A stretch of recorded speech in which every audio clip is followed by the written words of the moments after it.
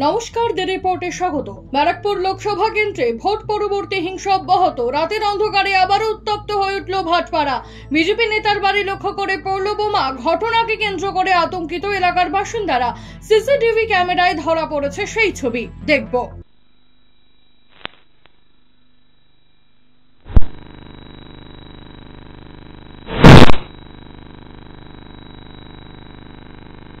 उल्लेख्य शांतिपूर्णभावे vote मिटलेও vote गणनार আগেই নতুন করে অশান্তি ছড়াচ্ছে ব্যারাকপুর লোকসভা কেন্দ্রের বিভিন্ন এলাকায়। রাতভর ব্যারাকপুরের সাংগঠনিক জেলার প্রাক্তন সভাপতি উমাশঙ্কর সিং এর বাসভবনের সামনে দুষ্কৃতীদের বোমাবাজির ঘটনায় চাঞ্চল্য ছড়ালো ভাটপাড়া পৌরসভার 18 নম্বর ওয়ার্ডের অন্তর্গত आठचाला बागान रोड इलाकाয়। घटना तो कुछ नहीं हुआ था।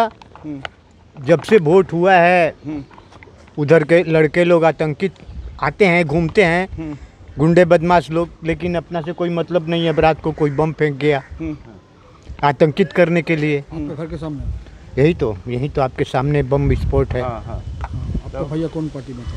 उमाशंकर सिंह, वो तो भाजपा के बहुत पुराने नेता हैं।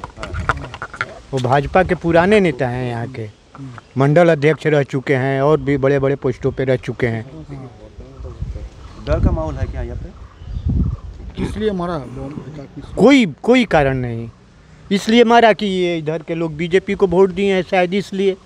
ये बीजेपी वालों का घर है इसलिए, और किस लिए। किसको डाउट करता है? डाउट इधर टीएमसी के कुछ गुंडे हैं। वो माने टीएमसी क्या बोलिएगा, वो टीएमसी के गुंडे हैं। पोस्टपुत जो चोरी चमारी वगैरह करके कमाते हैं, टीएमसी के नेता उनको पोसते हैं और वो लोग अपना मनमानी करता है। कितने बोमा फेंका है? यहाँ तो एक ही बम शायद दिखाई, एक ही फूटा था ना, एक ही बम दिखाई पड़ रहा है। घर के सामने बम फेंका, पुलिस को बताया कुछ? हाँ, पुलिस आई थी। सीसीटीवी कैमरा है यहाँ पर? सीसीटीवी कैमरा है। है। डर का माहौल है आपका? कुछ न कुछ तो है ही है। अब ऐसे डर के कहाँ भागेगा आदमी, लेकिन अकस्मात अचानक कोई छिप के आके बम मारता है तो थोड़ा डर का जरूर चाहते हैं क्या आप? हम लोग चाहते हैं इलाका शांति रहे, और क्या चाहेंगे। चुनाव होने के बाद बम फेंका गया। चुनाव होने के बाद बम फेंका गया। रिजल्ट निकलेगा? हाँ, 4 तारीख को निकलने के बाद देखिए क्या करता है वो लोग। आगे बार तो हार गया था लोग, तो बहुत आतंकित किया था लोग, बहुत बम फोड़ा था लोग। इस बार देखिए क्या करता है लोग। सीसीटीवी फुटेज प्रकाशे आसतेই সরব হয়েছেন ব্যারাকপুরের বিজেপি প্রার্থী অর্জুন সিং। কি বললেন তিনি, চলুন শুনে নেওয়া যাক। মদ খেয়ে তৃণমূলে কিছু উপদ্রবীরা এইসব ঘটনা ঘটিয়েছে। সব জায়গায় ক্যামেরা আছে, পুলিশ দেখতে পাচ্ছে না। আমি আপনাদের মাধ্যমে পুলিশকে বলবো যে এইগুলো যদি বন্ধ না করাতে পারেন তো কালকে যখন এর রিয়াকশন হবে তার দায়ী কিন্তু পুলিশকে নিতে হবে। আর নাহলে ইমিডিয়েট ক্যামেরাটা দেখে কারা বম মেরেছে তাকে অ্যারেস্ট করুন। আর যদি না অ্যারেস্ট করুন তাহলে খোলা ময়দানে লড়াই হবে। কোনো উপায় নেই, আমাদের কাছেও কোনো উপায় নেই, ব্যাগ ফুটে যাওয়ার আমাদের কাছে কোনো জায়গাও নেই। উমাশঙ্কর সিং আমাদের রাজ্য নেতা আছেন, তার বাড়ির সামনে বম পড়েছে। তা এতে এরা ভাবছে কি এতে কোনো লোক ভয় পাবে। এখানে ভাটপাড়া লোক ভয় পাওয়ার জন্য জন্মই নেই। তার জবাব পেয়ে যাবে। জবাবটা কিভাবে দিতে হবে সেটাও আমরা জানি। পুলিশ যদি এটা নিয়ে না এগিয়ে যায় বা না অ্যারেস্ট করে। আপনার বাড়ির সামনেই তো, বেশি দূর নয়। না, আমার বাড়ির সামনে নেই, কিন্তু আছে। আর তৃণমূলের কাছে তো এর ছাড়া কোনো অস্ত্র নেই, কিন্তু এটাও আছে। যারা করছে যদি না ধরে তাহলে আমরা আমাদের ব্যবস্থা নিয়ে নেব। অসুবিধা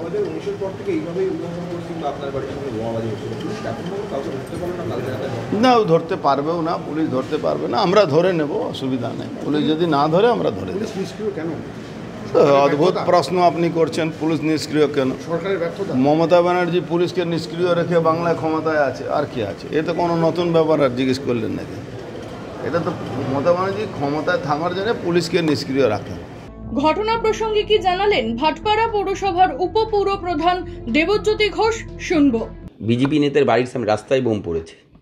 এর সঙ্গে দীর্ঘ দূরত্বে কোনোভাবে রাজনীতির কোনো সম্পর্ক চেষ্টা করেও খুঁজে পাবেন না। বোম পড়েছে, অবশ্যই প্রশাসন দেখবে, এর সঙ্গে রাজনীতির সম্পর্ক নেই। কেন তারা বলছে তো তৃণমূলের দুষ্কৃতীরা বোম ছুড়েছে, আমরা বিজেপি ভোট পেয়েছে বলে, এখান থেকে বেশি বিজেপি ভোট পেয়েছে বলে এই জন্য বোম ছুড়েছে। ভোটের রেজাল্ট বেরোলো না আর বিজেপি বেশি ভোট পেয়েছে? ভোটের রেজাল্ট বেরোয়নি তো, ভোটের রেজাল্টের পরেই কথাটা বলতে পারবেন কে বেশি ভোট পেয়েছে। আরে ভোটের রেজাল্টটা বেরোক। যারা বোম মেরেছে তারা তৃণমূলের দুষ্কৃতী বলে দাবি করে। দুষ্কৃতি আমি মনে করি যেহেতু দুষ্কৃতীদের কোনো রাজনৈতিক দল হয় না, দুষ্কৃতি আমরা নালে বলতে পারতাম যে অবিলম্বে প্রশাসন গ্রেপ্তার করুক, কঠোর পদক্ষেপ নিক। আমাদের সঙ্গে দূর দূরান্তে দুষ্কৃতীদের সাথে কোনো সম্পর্ক নেই। তৃণমূল কংগ্রেস হিংসার রাজনীতিতে বিশ্বাস করে না, এর সঙ্গে আমাদের কোনো সম্পর্ক নেই। সেন্ট্রাল ফোর্স রয়েছে, পুলিশ রয়েছে, তার সত্ত্বেও কি করে? হ্যাঁ ঠিকই বল, সেন্ট্রাল ফোর্স আছে, ইলেকশন কমিশনের আন্ডারে, সামনে থানা, ইলেকশন কমিশনের আন্ডারে প্রশাসন। ইলেকশন কমিশনকে জিজ্ঞেস করুন, ইলেকশন কমিশন ব্যস্ত কী করে ভারতীয় জনতা পার্টিকে কটা আসন বেশি দিতে পারবে, সেই জন্য প্রশাসনের দিকে ইলেকশন কমিশন নজর দিতে পারছে না। তো দু হাত দূরে থানা, থানার সামনে কী করে? হ্যাঁ ইলেকশন কমিশনকে বলুন, থানার পুলিশ দিয়ে এখন সিআরপিএফ দিয়ে ভোট করাবার চেষ্টা করছে, লোকালে ল অ্যান্ড অর্ডার দেখতে পারছে না, ইলেকশন কমিশনের ব্যর্থতা।